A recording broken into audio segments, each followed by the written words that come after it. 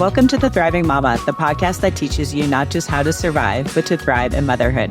I'm your host, Dr. Stephanie Davis. Today, we're going to be talking all about boundaries.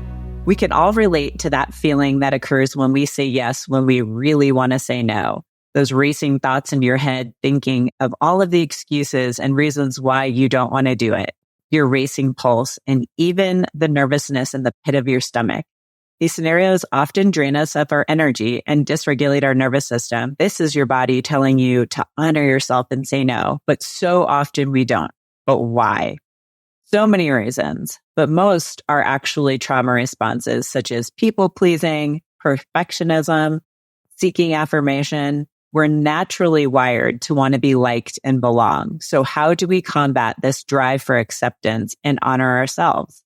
In this episode, we're going to get into what boundaries are, why there's a disconnect we feel in our bodies that causes us to say yes, even when our body is screaming no, and 8 tips to start creating boundaries and honoring ourselves. Want to chat and get more personalized support? I'm offering podcast listeners a free 20-minute Thriving Mama check-in where we'll evaluate your physical, mental, and emotional health and provide useful resources to help you on your journey. You'll find that link in the show notes. So, boundaries are like the invisible fence that defines the limits of our personal space, our emotions, and our interactions. And it's guided by our values. You know, those feelings you hold very deep and true, such as treating others with respect. You know, the golden rule, treat others as you'd want to be treated. You know, they're being kind, being forgiving. There are so many things that define our values. And we get into trouble when those values are in a disconnect with what's going on in our subconscious mind. Our boundaries serve as a protective barrier, safeguarding our physical and emotional well-being. They work like a physical fence, kind of marking the boundaries of a property. The emotional and relational boundaries establish the rules of engagement in our interactions with others. And that's really important. These boundaries help us communicate our needs. They set expectations. They define what is acceptable and respectful, I should say, behavior in our relationships. Healthy boundaries they're not rigid or inflexible, but they should be adaptable and responsive to our evolving needs because as humans, we're constantly changing and this needs to be reflected in our boundaries. They're essential for maintaining your sense of self, fostering healthy connections, and ensuring that we are treated with the respect and consideration we deserve in our interactions with the world around us. Self-boundaries are an important one. And I find that self-boundaries are often more difficult for people, I'd say myself included, than boundaries with others. Sometimes it's much easier to say no to somebody else than to say no to yourself. A good example of this is like, say, for instance, you're trying to maintain a whole foods diet and you go to a birthday party and at that birthday party, they're serving cake. And in your head, you're having that internal dialogue that's like, do I want to eat the cake? Do I not want to eat the cake? Do I want to eat the cake? Do I not want to eat the cake? And many times, you know, it breaks down. You know, we lose that personal integrity and we say, oh, it's just one piece of cake. But is it? Oftentimes, not having that boundary and staying true to yourself derails that whole diet because then you've said to yourself, it's okay. I had that one piece of cake. Now I'm going to, go eat, the pizza that just came out of the box or, the things that would not be on your whole foods diet. And it starts you into that kind of downward spiral and puts you back to where you started from. You're off the rails on your goals. So it is really, really important to develop that personal integrity, living in alignment with your values and setting clear personal boundaries because it really is essential for maintaining healthy relationships, self-respect, and especially your sense of self-worth. If your thoughts and behavior are not in alignment with your true or subconscious sense of self, it is really, really difficult to have and maintain strong relationships with not only yourself, but others. Your subconscious will constantly be in conflict with your conscious thoughts. and actions, which looks like this. You won't keep your word. You will procrastinate. You'll give people excuses and justifications for why you aren't able to follow through on what you said you would do. This lack of alignment will always cause you to say yes, even when your body and brain are screaming no. One way to begin to unlock that disconnect, that's sabotaging your boundaries with yourself and others, is to identify where you're lacking self-worth. This exercise is really simple and telling, and it's something that I have the people I work with do at the very beginning because it sets the tone for so many things that we're going to do down the road. So what I have them do is stand in front of the mirror and look at yourself and repeat the following phrases. I am worthy of love. I am worthy of joy and happiness. I am worthy of respect. I am worthy of abundance. I love myself. And you can add whatever you want in there if you feel like there's something lacking that you want to see if it's something you need to address. The key to figuring out if it's something you need to address is to note how you feel. If you felt anything at all, any sensations like twinges or pains or nausea or tingling, anything, anywhere in your body, when you say these phrases, that means you have something to work on because subconsciously you don't believe what you just said. And these are areas you need to address so that your subconscious is in alignment with your conscious thoughts and words. Beyond addressing the subconscious disconnect, there are 8 tips that I give people to develop their personal integrity and boundaries within themselves. The first one is huge, and we alluded to it before. Define your values. Identifying your core values and principles is huge. These guiding principles are they are what shape your decisions and actions on life. They're the foundation of who you are at your core. And when you know your values, it becomes easier to make choices aligned with your integrity. So if this is something you've ever really thought about or an exercise you've done before, you might want to get out a piece of paper or a journal and write that down. It's something that it makes life easier when you understand what the core values and principles are that guide you through your life. The second tip is self-reflection. Take time to reflect on your values, beliefs, and principles. Understand what matters to you most and what you stand for. This self-awareness forms the foundation of your personal integrity.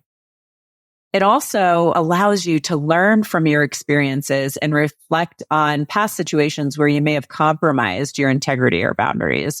You can use these experiences as opportunities for growth and change. So that's kind of the second piece of what I have people do. Like once you write down your core values and principles, you can reflect on that and see if there's anything that, doesn't completely resonate. And like I said before, you're an evolving human. So these values might evolve as you evolve, and that's okay. It's a good idea to get into the practice of addressing these periodically. I would say maybe a couple times a year, 2, 3, maybe even 4 times a year, once a quarter. I always tell people to do check-ins on seasonal changes. Every time the seasons change, it's a good idea to kind of do a reset and check in. So that's an easy way to remember to do all of these. And I know some people who do it, I wouldn't say weekly, but I know people who have monthly practices of doing it. That's something that I do myself. I kind of have a reflection at the end of every month. The third tip is to set clear boundaries.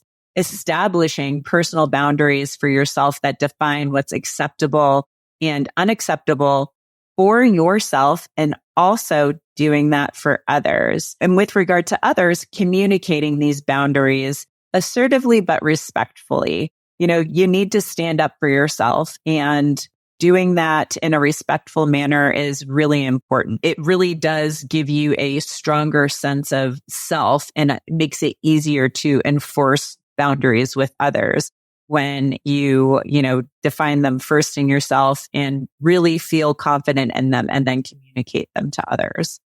Number 4 is learning to say no. And like I said before, sometimes it's easier to say no to others than to say no to ourselves because we constantly have that internal dialogue in our heads. But saying no is crucial and essential when you're trying to maintain your boundaries. One thing that I tell people to do is to practice saying no without feeling guilty or overly explaining yourself. Sometimes it's just saying no in the mirror. It's as simple as that. Or in a simple scenario, when it's like an easy no, say no and say it confidently. You don't have to justify your personal choices to anybody. No one. If people don't get it, then maybe that person isn't worthy of a relationship with you. And again, that's something we'll get into later because there are lots of relationships we tend to hold on to for sentimental reasons, traumatic reasons, codependency. There's lots of reasons why we hold on to relationships that aren't good for us.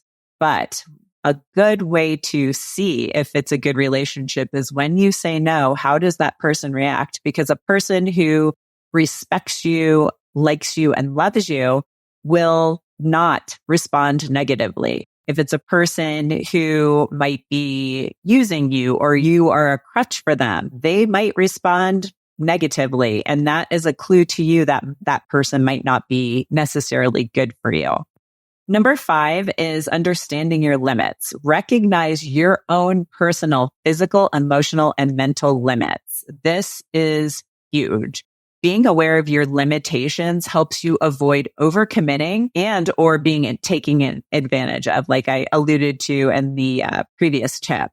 You do what you need to do for you and don't overextend yourself. And this is really hard as a mom and a caretaker and a woman in general, because we're kind of wired to care for other people, but you need to care for yourself and you need to care for yourself first. So that is, again, recognizing your limits and honoring those limits. Number 6 is being consistent. Consistency is the key to developing personal integrity and habits.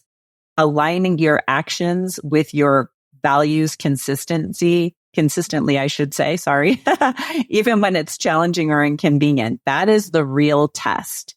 If you are able to always say no when you mean no and always say yes when you mean yes.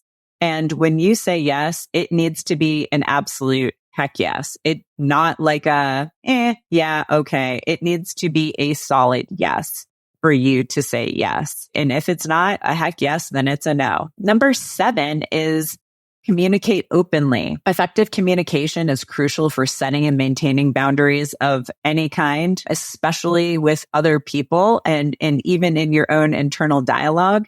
Be open and honest with others about your needs, expectations, and limits, and allow them the same respect. Communication and boundaries are a two-way street. Clear expectations are the key to maintaining good, healthy relationships with others and yourself. And this is something that I repeat to people over and over again, because something that I find in general, and I can say I am also guilty of this, is assuming that people know what you want and need, and it's not openly communicated or effectively communicated. That's something else I find, in more interpersonal relationships than relationships with yourself. But, open and honest, effective communication is essential. And the last one, number 8, is practicing self-compassion. Again, something else we talk about quite a bit, but treating yourself with kindness and understanding. Understand that maintaining personal integrity and boundaries may sometimes require making tough choices, and that's okay. Developing personal integrity and boundaries is, like I said before, an always evolving process. It's normal to encounter challenges and setbacks along the way. So be patient and forgiving of yourself as you work on these aspects of your life. But there's one caveat that I have to add is be sure not to use self-compassion or grace as a crutch or a procrastination tool, because I have seen that. I shouldn't say that I see it super frequently, but I do occasionally see the person who constantly is like, well, I'm not going to do it because I need, self-care. Or they won't, put themselves out there for anything, at all. They won't say yes to anything because they're kind of procrastinating, or, they're using grace as a crutch. And it's really truly because they're afraid of something, or something in their body is not in an alignment. So it's one of those really important things that you giving yourself grace and self-compassion is really important, but use it properly. Don't abuse it. And so the last thing I wanted to leave you with is this. You are an incredible person and you deserve to honor yourself.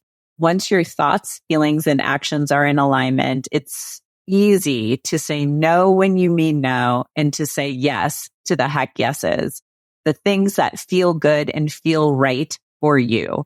At first, it might feel off, but the more you honor yourself, the easier it will get. If you made it this far, I truly appreciate you. Remember, knowledge is just the beginning. Taking action is what truly sparks change. If you're overwhelmed and don't have enough energy to make it through the day, I invite you to book a free 20-minute coaching call with me. It's a no-obligation chat where we can discuss your health goals and how I might be able to help you achieve them.